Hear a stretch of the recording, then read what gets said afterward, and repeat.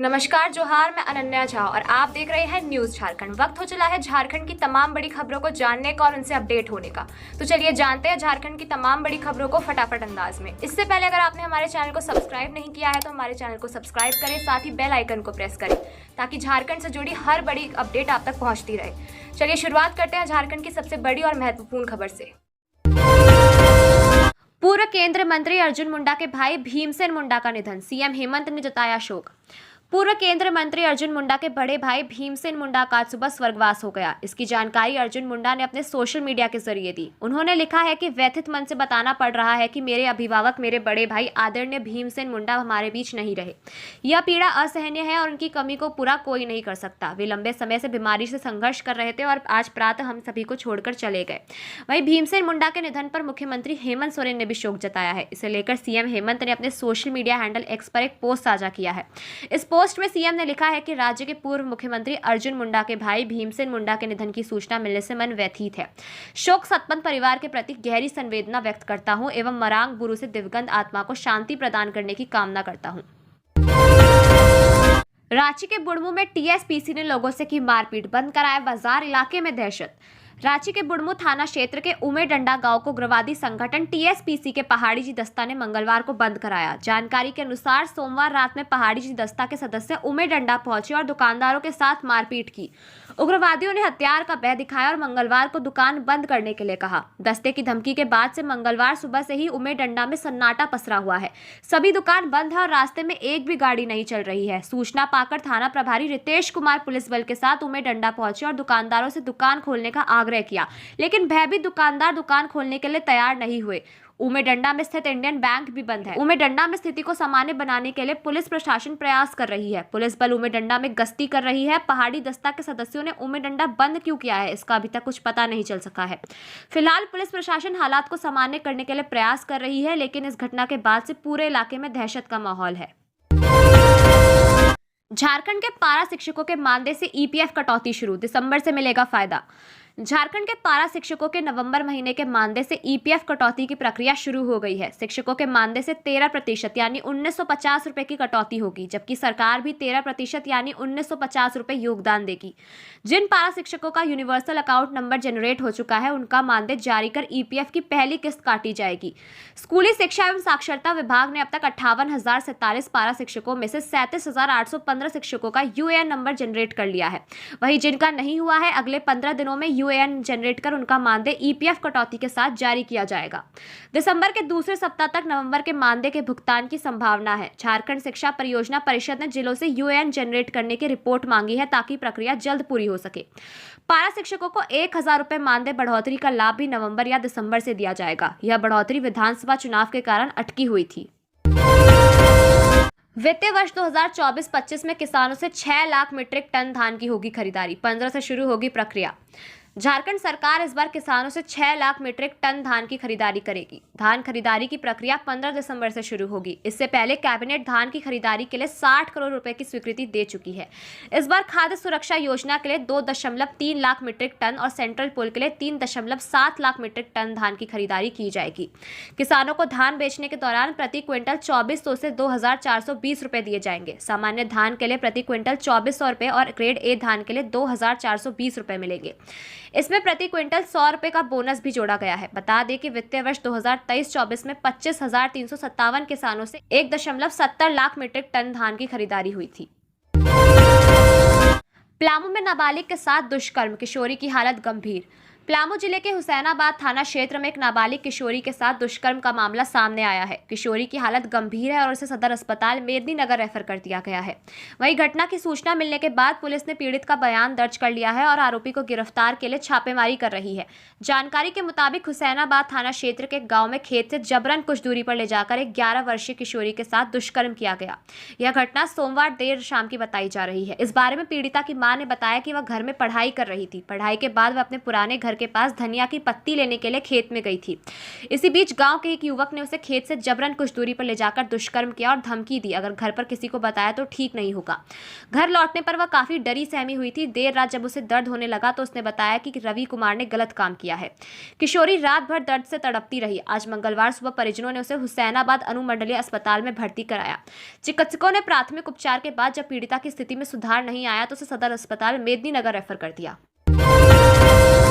झारखंड में 2 दिन बाद मौसम लेगा करवट, पड़ेगी कड़ाके की ठंड, 5 डिग्री तक पारा गिरने का अनुमान। झारखंड में रांची समेत पूरे राज्य भर में मौसम करवट लेने की तैयारी में है। हालांकि अगले 2 दिनों तक मौसम में कोई बदलाव नहीं होगा, लेकिन 2 दिनों के बाद न्यूनतम तापमान में भी गिरावट आएगा। पूर्वानुमान लगाए जा रहे हैं कि राज्य में 2 दिन बाद 3 से 5 डिग्री तक पारा गिर सकता है। इस कारण कड़ाके की ठंड पड़नी शुरू हो जाएगी। मौसम विभाग के अनुसार पूर्वानुमान है कि रांची का न्यूनतम तापमान 6 दिसंबर तक 12 डिग्री सेल्सियस तक पहुंच जाएगा। बता दें कि सोमवार 2 दिसंबर को रांची का न्यूनतम तापमान 15 डिग्री सेल्सियस तक रहा। इस दौरान पूरे दिन आसमान में बादल छाए रहे।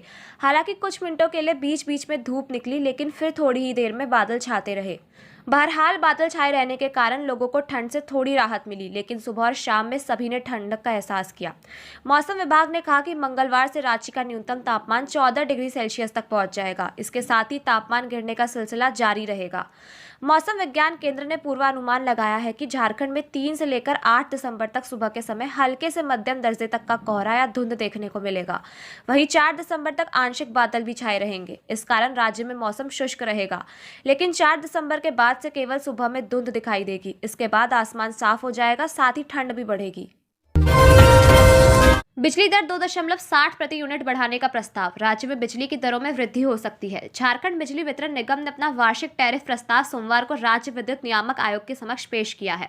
प्रस्ताव में शहरी घरेलू उपभोक्ताओं की बिजली की दर वित्तीय वर्ष 2025-26 में 6.65 रुपए प्रति यूनिट से बढ़ाकर 9.25 रुपए करने का आग्रह किया गया है।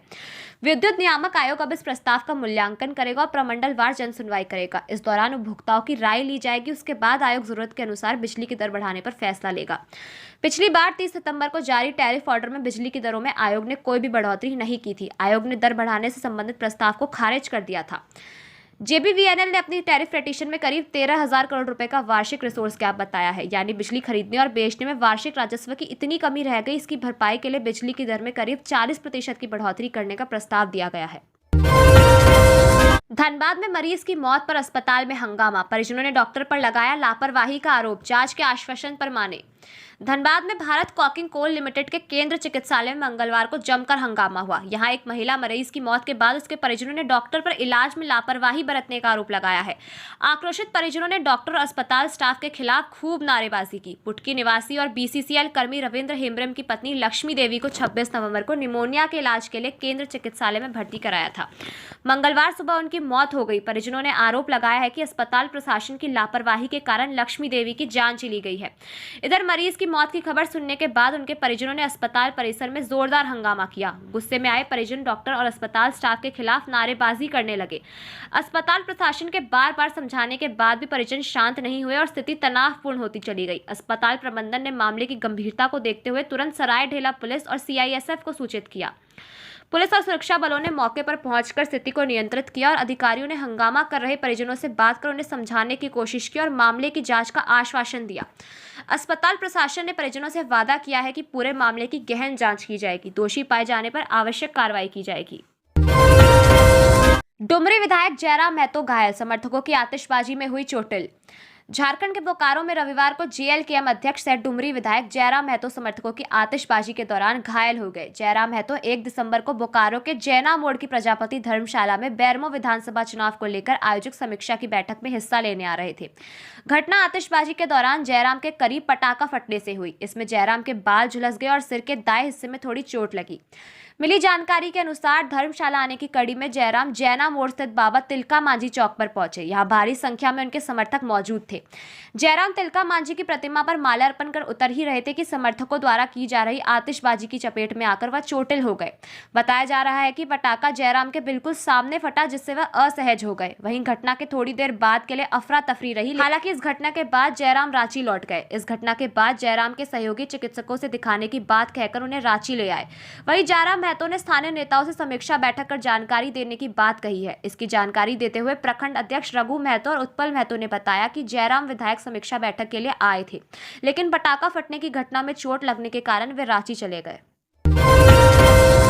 मलेशिया से वापस लौटेंगे झारखंड के 52 मजदूर, 11 से 20 दिसंबर तक वापसी। एक साल पहले कमाने गए, अब खाने के भी पड़े लाले। मलेशिया की राजधानी कुआलालंपुर में फंसे झारखंड के 52 मजदूरों और उनके परिजनों के लिए अच्छी खबर है। भारत सरकार ने इनकी वापसी की तैयारी शुरू कर दी है। कुछ कानूनी प्रक्रिया पूरी की जा रही है। इसके बाद सबको 11 से 20 दिसंबर तक वापस देश लाया जाएगा। यह जानकारी गिरिडीह सांसद ने दी है। उन्होंने सोशल मीडिया पर लिखा है कि मजदूरों के फंसने के मामले को सोमवार को संसद में नियम 377 के तहत सभा पटल पर रखा था।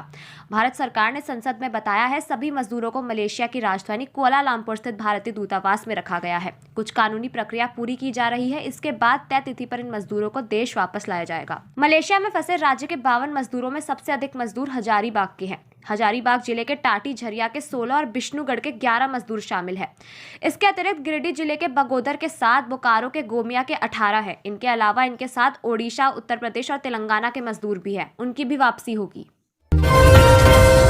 बेटी का बर्थडे मनाकर घर से निकले युवक की मिली लाश, हत्या या दुर्घटना, जांच में जुटी पुलिस। अपनी बेटी का बर्थडे मनाने के बाद घर से निकले युवक की लाश मिली है, जिससे पूरे इलाके में सनसनी फैल गई है।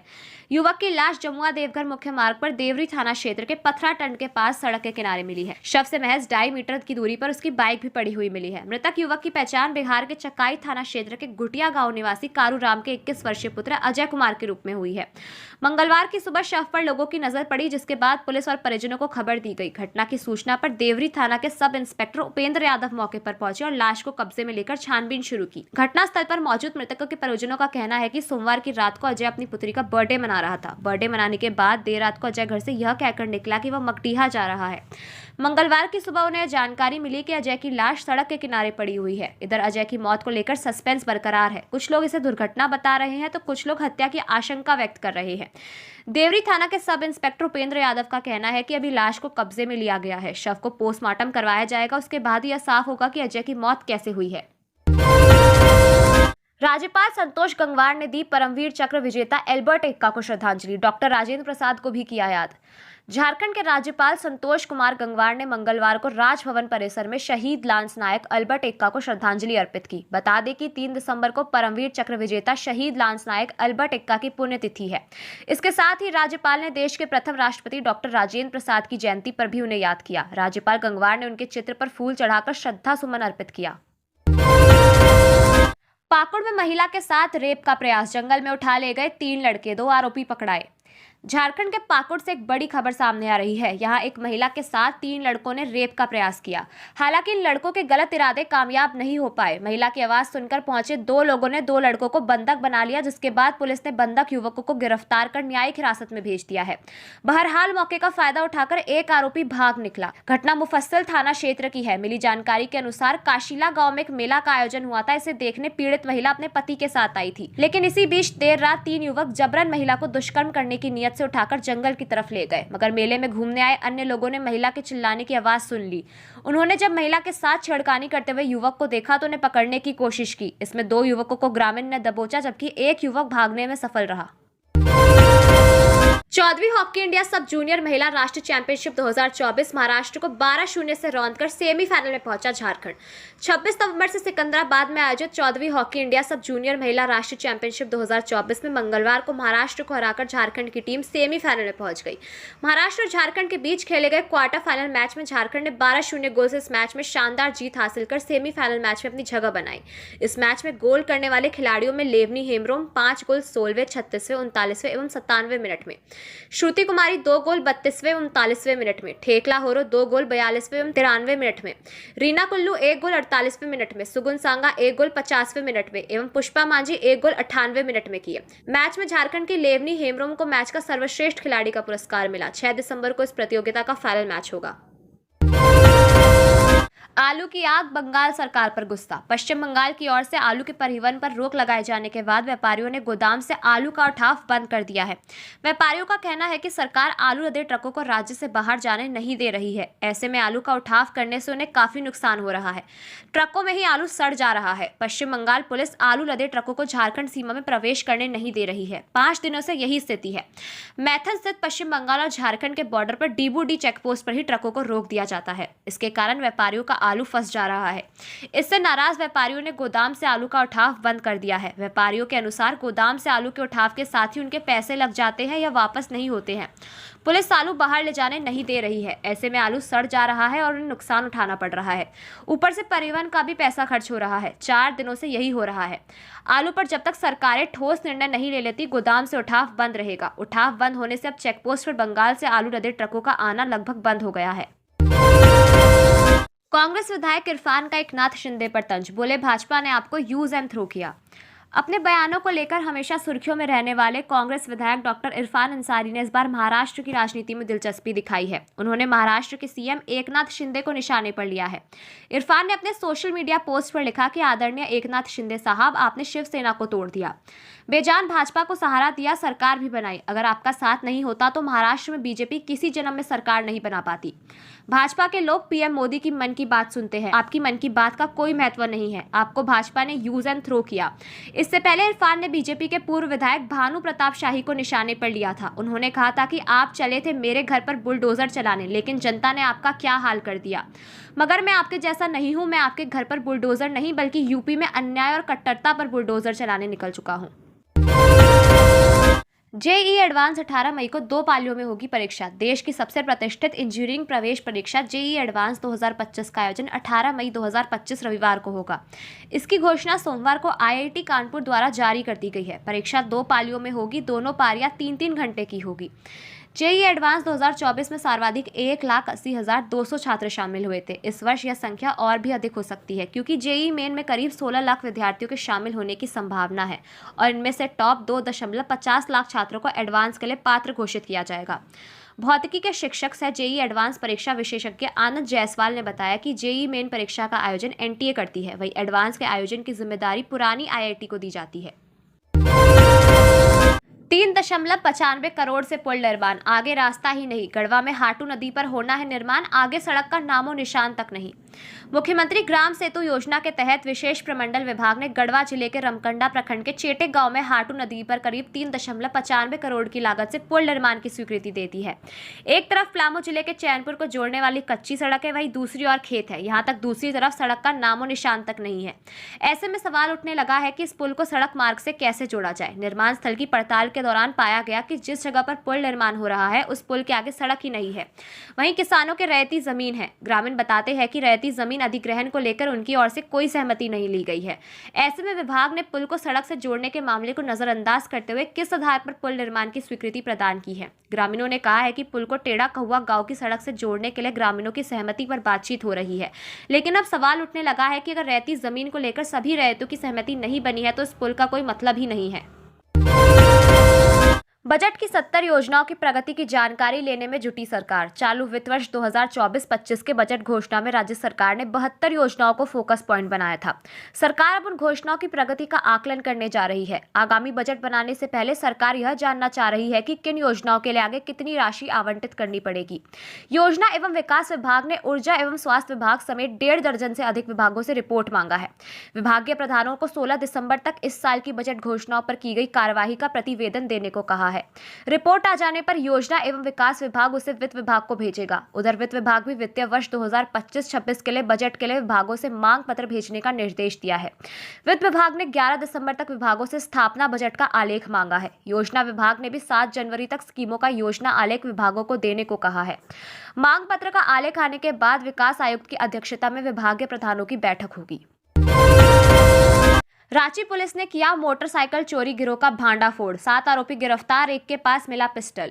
लालपुर पुलिस ने शहर में सक्रिय मोटरसाइकिल चोरी गिरोह का भांडाफोड़ करते हुए 2 गिरोह को गिरफ्तार किया है। इनमें एक में 5 चोर है, वहीं दूसरे में 2 लोगों को गिरफ्तार किया है। इन 7 अभियुक्तों पर रांची और आसपास के इलाकों से मोटरसाइकिल चोरी करने और नकली नंबर प्लेट लगाकर उन्हें बेचने का आरोप है। इनके पास से 5 बाइक, 1 स्कूटी और 1 पिस्टल बरामद किया गया है। सिटी एसपी राजकुमार मेहता ने लालपुर थाना परिसर में प्रेस वार्ता कर पूरे मामले की जानकारी दी। 2 दिसंबर 2024 को शुभ नारायण उपाध्याय की शिकायत पर लालपुर थाना में मोटरसाइकिल चोरी का मामला दर्ज किया गया। जांच के दौरान सीसीटीवी फुटेज के आधार पर पुलिस ने एक टीम गठित की और छापेमारी कर तनवीर आलम को गिरफ्तार किया। पूछताछ में उसने बताया कि वह और उसके साथ चोरी की मोटरसाइकिलों के नंबर गूगल से बदलकर उन्हें शहर के बाहर बेचते हैं। उसकी निशानदेही पर चोरी की 5 मोटरसाइकिल बरामद हुई और गिरोह के अन्य 4 सदस्य अर्जुन महतो उर्फ चितरंजन महतो, वासुदेव दास, रोशन दास और भरत दास को भी गिरफ्तार किया गया। हाईकोर्ट ने पूछा, वकीलों के लिए अनुदान स्वीकृत 9 करोड़ कब जारी किया जाएगा। राज्य भर के वकीलों को स्वास्थ्य बीमा और जीवन बीमा कराने की मांग को लेकर दाखिल जनहित याचिका पर सोमवार को झारखंड हाईकोर्ट में सुनवाई हुई। सुनवाई के दौरान अदालत ने राज्य सरकार को यह बताने को कहा कि झारखंड अधिवक्ता कल्याण निधि समिति को 9 करोड़ रुपए की स्वीकृति अनुदान कब जारी किया जाएगा। अदालत अब इस मामले में 17 दिसंबर को सुनवाई करेगा। हाईकोर्ट के चीफ जस्टिस और जस्टिस दीपक रोशन की खंडपीठ में इस मामले की सुनवाई हुई। इस जनहित याचिका में bar council of India, Jharkhand state bar council और राज्य सरकार भी पक्षकार है। हाईकोर्ट के अधिवक्ता मोहम्मद शादाब ने याचिका दायर कर यह आग्रह किया कि स्टैंप ड्यूटी से मिलने वाले वेलफेयर फंड का उपयोग वकीलों को दिए जाने वाले पेंशन, डेथ क्लेम एवं स्टाइपेंड के अलावा बीमा कराने में किया जाए। झारखंड के अलग अलग थानों में 50,000 मामले लंबित। झारखंड के अलग अलग थानों में करीब 50,000 मामले लंबित है। झारखंड में कुल 606 पुलिस थाने हैं, जिनमें 49,859 केस अनुसंधान के लिए लंबित पड़े हैं। वहीं जिन जिलों में सबसे ज्यादा केस अनुसंधान के लिए लंबित है, उनमें धनबाद, बोकारो, रांची, हजारीबाग, जमशेदपुर, देवघर और पलामू जिला शामिल है।